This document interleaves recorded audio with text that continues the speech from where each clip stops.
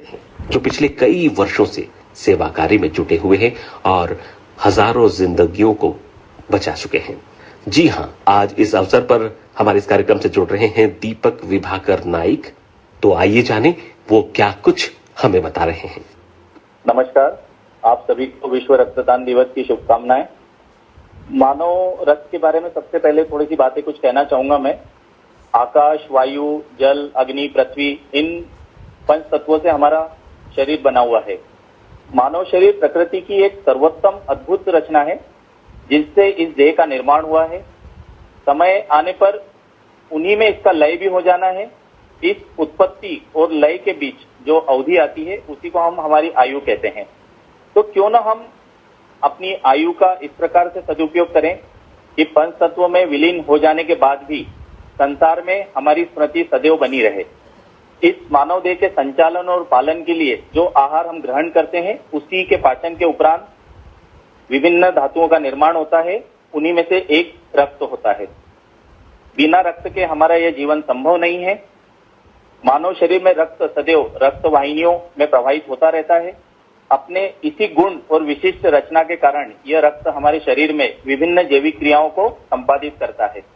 अब रक्त किस तरह से हमारे शरीर में कार्य करता है, इस पर भी मैं कुछ बातें कहना चाहूंगा।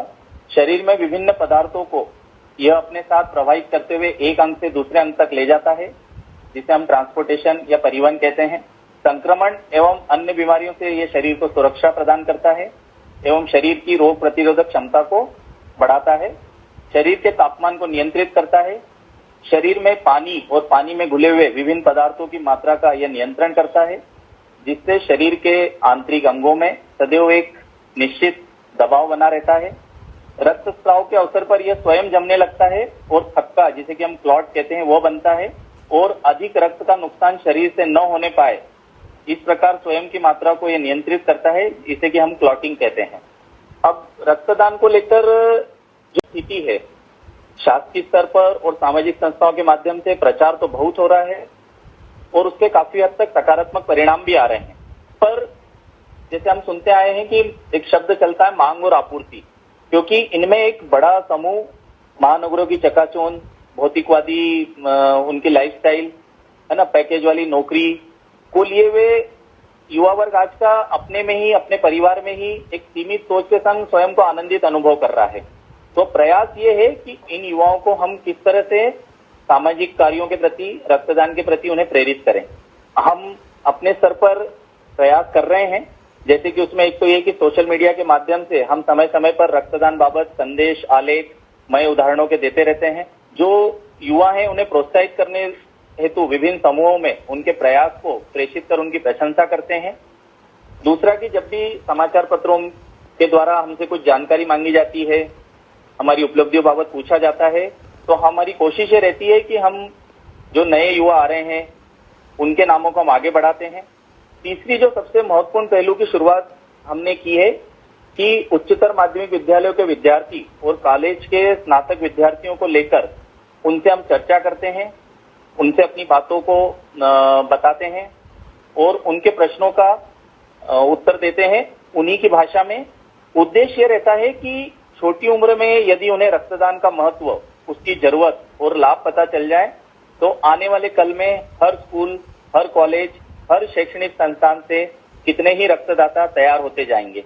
इसके इतर मैं अपने स्तर पर अप्रत्यक्ष प्रचार भी करता हूं, जैसे कि मैंने अपने हेलमेट पर रक्तदान का संदेश लिखा रखा है। तो एक तो ये कि आप ट्रैफिक नियमों का पालन भी कर रहे हैं।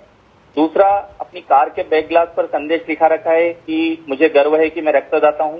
तो जब भी हम अपने कार्य के जाते हुए ट्रैफिक पॉइंट पर रुक रहे हैं तो लोग देखते हैं और कहीं ना कहीं इसे पढ़कर वे प्रभावित होते हैं, तो उनके मन मस्तिष्क पर इसका कुछ न कुछ सकारात्मक जो प्रभाव पड़ता है।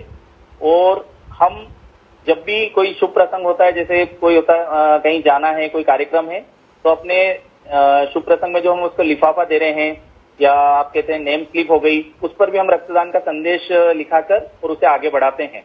अभी एक जो सबसे सुखद पहलू देखने में आ रहा है हमें रक्तदान को लेकर कि मातृशक्ति भी बहुत आगे आ रही है और वे भी अब नियमित रूप से रक्तदान करने लगी हैं। ऐसा नहीं है कि पहले नहीं करते थे, लेकिन अभी पिछले कुछ समय से देखने में आ रहा है कि बहुत ज्यादा पूरी रुचि के साथ, पूरी एक मन से वे लोग आगे आ रही हैं। और समाज को, विशेषकर युवाओं से मैं यही कहना चाहूंगा कि किसी की रगों में मिल जाने की जिद तो करिए, किसी की खुशियों का आधार बनकर तो देखिए। जो आप कर सकते हो तो अवश्य करिए, मौका मिला है रक्तदान करके तो देखिए। और ये तभी संभव होगा जब रक्तदान को हम एक सामाजिक संस्कार मानेंगे, और जब ये मान लेंगे तो आने वाले कल में ये एक परंपरा के रूप में आ जाएगा। और जब परंपरा का पालन होता है तो वो एक तीज त्योहार जैसा मनाया जाने लगता है। और तीज त्योहार के प्रति हमारे देश में कितनी आस्था है ये हम सब उससे परिचित हैं। तो मेरा यही सबसे निवेदन है कि रक्तदान करिए, सच्ची मुच्ची का सुकून मिलेगा। पिघला दे